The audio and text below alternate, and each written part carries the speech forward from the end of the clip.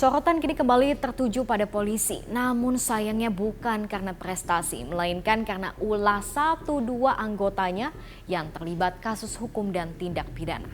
Lalu benarkah akibat ulah 1-2 anggota, kini reputasi satu institusi terancam ternoda? Kita diskusi. Di penghujung tahun ini, publik dikejutkan bukan hanya satu, tapi ada sejumlah kasus pembunuhan yang melibatkan anggota polisi sebagai pembunuhnya. Yang terkini, jenazah seorang ibu dibawa ke Rumah Sakit Polri Kramat Jati setelah dianiaya hingga tewas oleh putra kandungnya yang adalah seorang polisi. Kepalanya dihantam dengan menggunakan tabung gas LPG. Ini tempat kejadiannya, di rumah yang sekaligus dijadikan sebagai toko kelontong. Korban ditemukan oleh salah satu warga yang mulanya hendak berbelanja. Pelaku yang kabur ke Cilengsi akhirnya ditangkap dan mendekam di balik jeruji. Kami lakukan tindakan tegas, lalu pidananya kami yang melaksanakan, kami tidak main-main dan kami akan melaksanakan penyelidikan dan penyidikan ini secara transparan. Apalagi ini menyangkut ibu kandung. Itu baru satu kasus. Mungkin masih ingat dengan kasus ini yang juga tidak kalah menghebohkan, yaitu anggota Polres Semarang yang menembak siswa SMK hingga tewas. Belakangan rekaman CCTV-nya viral di media sosial. Video detik-detik Aibda R, anggota Polres Semarang yang menembak siswa SMK hingga tewas beredar luas di media sosial. Dalam CCTV itu terlihat mulanya sepeda motor korban melaju dengan kencang. Aibda R yang berupaya menghentikan laju sepeda motor nampak melontarkan tembakan lebih dari 1 kali. Rekaman CCTV ini tentu berbanding terbalik dengan pernyataan Kapolrestabes Semarang beberapa waktu lalu. Nyatanya tidak ada perlawanan. Korban dan teman-temannya melaju kencang menghindari Aibda R yang mencegah di tengah jalan.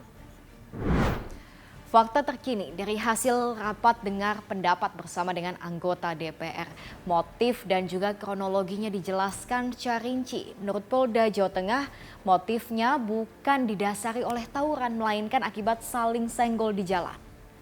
Penembakan yang dilakukan terduga pelanggar tidak terkait dengan pembubaran tawuran yang sebelumnya terjadi. Dan memang anggota ini memang benar-benar pulang dari kantor, kemudian bertemu dengan satu kendaraan yang dikejar oleh 3 kendaraan yang diterangkan oleh Bapak Kapolrestabes. Terduga pelanggar menunggu, seperti yang dijelaskan Pak Kapolrestabes, menunggu 3 orang ini putar balik, kurang lebih seperti itu, sehingga terjadilah penembakan. Masih ada lagi, kita juga ingat bulan November lalu dikejutkan dengan kasus polisi tembak polisi yang terjadi di Solok Selatan. AKP Rianto Ulil Ansyar, Kasat Reskrim Polres Solok Selatan tewas akibat ditembak oleh rekannya sendiri, AKP Dadang Iskandar yang menjabat Kabak Ops Polres Solok Selatan. Usai diotopsi, jasad korban sempat diberikan upacara penghormatan terakhir sebelum diserahkan kepada pihak keluarga. Miris, senjata api yang harusnya menjadi alat bela diri dan juga alat perlindungan masyarakat malah berubah sebaliknya. Lalu apa catatan Kompolnas soal ini? Paling penting adalah kendali SDM adalah soal tes psikologi, khususnya kalau anggota pegang senjata. Ya, tes psikologi harus dilakukan. Kalau pertanyaannya kapan tes psikologinya? Tes psikologinya harusnya memang berkala. Ya, kalau dorongan kami sih sebenarnya ada berkala ketika izin senpi dan ketika ada satu operasi-operasi tertentu begitu. Tapi juga mulai mendorong gitu soal penggunaan senjata bukan mematikan. Jadi bukan lethal weapon tapi non lethal weapon. Misalnya soal pistol gitu ya. Itu ada teaser yang pakai listrik. Nah, itu yang juga kami dorong. Sehingga pemolisian ini menjadi pemolisian yang humanis gitu. Bak peribahasa, karena nilas titik rusak susu sebelanga. Itu juga yang dihadapi institusi kepolisian saat ini karena ulah 1-2 anggotanya, nama institusi yang kini dipertaruhkan.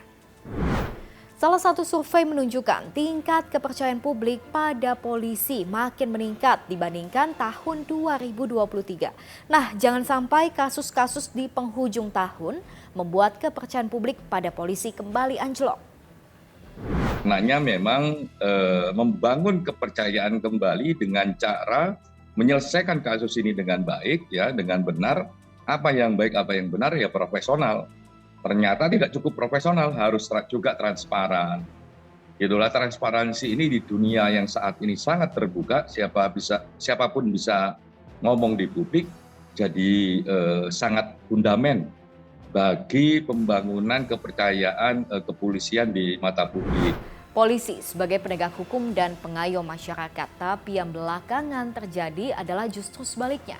Belum lagi dengan kasus-kasus no viral no justice, kalau belum viral nggak ditangani. Tentunya kasus-kasus ini harus membuat institusi kepolisian makin berbenah agar dapat membalikan kepercayaan warga.